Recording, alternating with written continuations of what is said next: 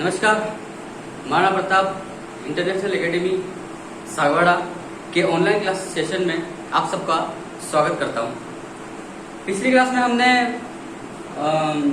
भारत अपने जो कृषि है उसके बारे में पढ़ा था, उसके बारे में देखा था कि कृषि किस प्रकार से होती है, इसकी डेफिनेशन क्या होती है, ये पढ़ा था। डेफिनेशन नहीं पढ़ी थी हमने, इसका विभाजन पढ़ा था, कृषि का विभाजन, कृषि विज्ञान का विभाजन। तो आज की क्लास में हम इस फर्स्ट चैप्टर से स्टार्ट करेंगे और इसके बारे में थोड़ा सा देखेंगे। तो अपना फर्स्ट चैप्टर का नाम है भारतीय कृषि का इतिहास।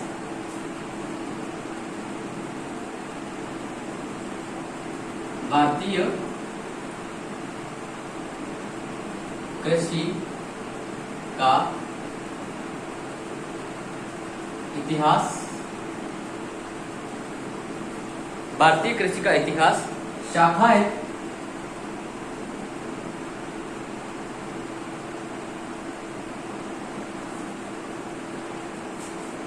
महत्व व क्षेत्र। भारतीय कृषि का इतिहास शाखा है, महत्व व क्षेत्र। इससे हमको क्या पता चलता है कि भारतीय जो कृषि है, भारत में जो कृषि चल रही है उसका इतिहास क्या रहा होगा, मतलब पीछे क्या हुआ होगा कृषि में, जो भारतीय कृषि है उसके अंदर इसकी शाखा है, मतलब ये कौन कौन से क्षेत्र में जुड़ी हुई है, किन किन क्षेत्र से जुड़ी हुई है, इसके कितनी भुजाएं हैं, इसका वर्णन करेंगे। इसके बाद में महत्व, इसकी इंपॉर्टेंस क्या है, मतलब ये क्या काम आती है, इसका महत्व देखेंगे और इसका क्षेत्र देखेंगे कि कौन कौन से क्षेत्र में फैली हुई है और किस किस क्षेत्र में इसका कार्य है। ठीक है, ये पूरा चैप्टर हम पूरा करेंगे, लेकिन सबसे पहले हम कृषि विज्ञान की एक सटीक परिभाषा लिख देते हैं। तो इसकी परिभाषा कुछ इस प्रकार से है।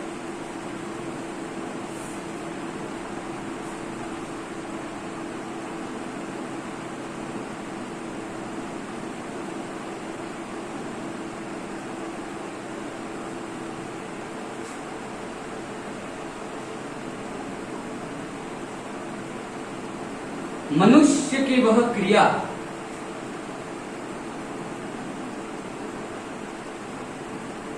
जिसका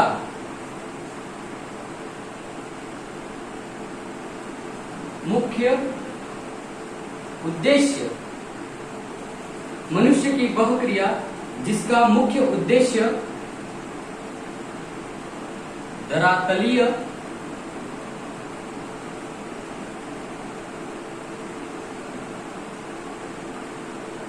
संसाधनों, धरातलीय संसाधनों से खाना, रेशा व ईंधन आदि का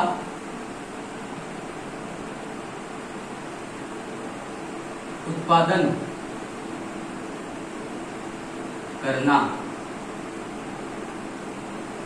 कृषि कहलाता है। तो देखो इसका मतलब क्या हुआ, ये देख लेते हैं कि मनुष्य की वह क्रिया जिसका मुख्य उद्देश्य धरातलीय संसाधन, धरातलीय संसाधन मतलब जो जमीन पर संसाधन उपलब्ध हैं उसके बारे में बात की गई है यहाँ पर कि धरातलीय संसाधनों से खाना, मतलब भोजन, हम नित्य प्रतिदिन जो भोजन करते हैं उसकी बात की गई है। धरातलीय संसाधनों से खाना, रेशा, रेशे का मतलब फाइबर, वह ईंधन प्राप्त करना है। ईंधन मतलब जलाऊ लकड़ी, पेट्रोल, डीजल, जितने भी ईंधन है आदि का उत्पादन प्राप्त करना कृषि कहलाता है। समझ में आया आपको? एक बार फिर से देख लो। मनुष्य की वह क्रिया जिसका मुख्य उद्देश्य धरातलीय संसाधनों से खाना, रेशा व ईंधन उत्पादन करना कृषि कहलाता है। बस इतनी सरल सी इसकी परिभाषा है, लिख लीजिएगा आप अच्छे तरीके से, इसको लिख लीजिएगा अपने नोटबुक में, नोट्स बनाइएगा। मनुष्य की वह क्रिया जिसका मुख्य उद्देश्य धरातलीय संसाधनों से खाना, रेशा व ईंधन आदि का उत्पादन करना है। आया समझ में?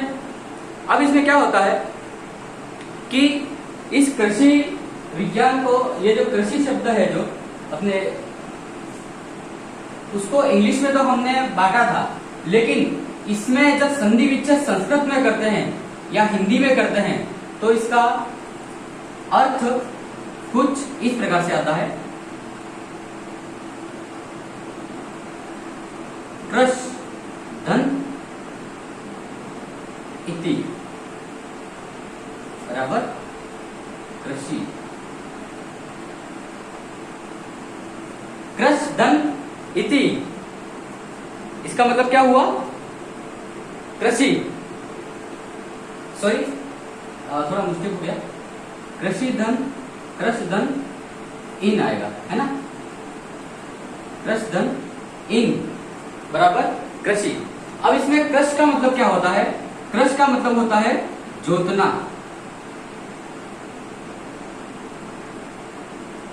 कृष का मतलब होता है जोतना। ये इन जो प्रत्यय है वो लगता है, तो जोतना, जोतने का मतलब ही सीधा होता है कृषि। ठीक है, कृष का मतलब होता है जोतना, तो जोतने का मतलब ही क्या होता है? कृषि। आगे समझ में?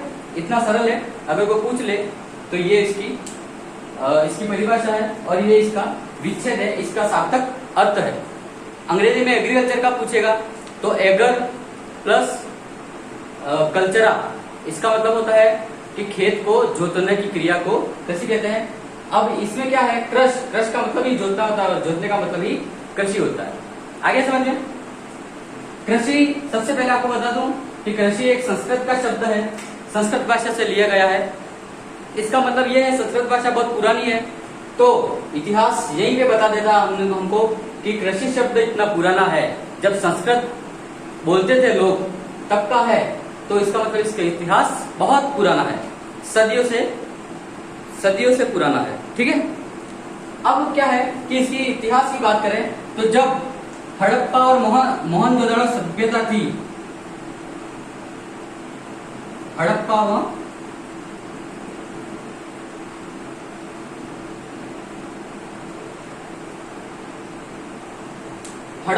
मोहनजोदड़ो की सभ्यताएं जब थी, बहुत पुरानी सभ्यता मानी जाती है।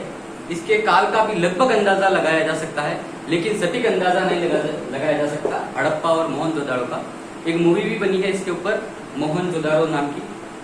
तो इसमें क्या है कि वो बहुत पुरानी सभ्यता है, तब भी लोग कृषि करते थे। मुझे एक बात याद आई कि उस मूवी में, जो मोहनजोदड़ो मूवी थी, उसके अंदर ऋतिक रोशन नील बेचता है। नील का मतलब पता है आपको कि काई आती है, अपने जो पानी की टंकियां वगैरह आती है उसके अंदर जो काई जम जाती है, उसको इकट्ठा करके लोग बेचा करते थे।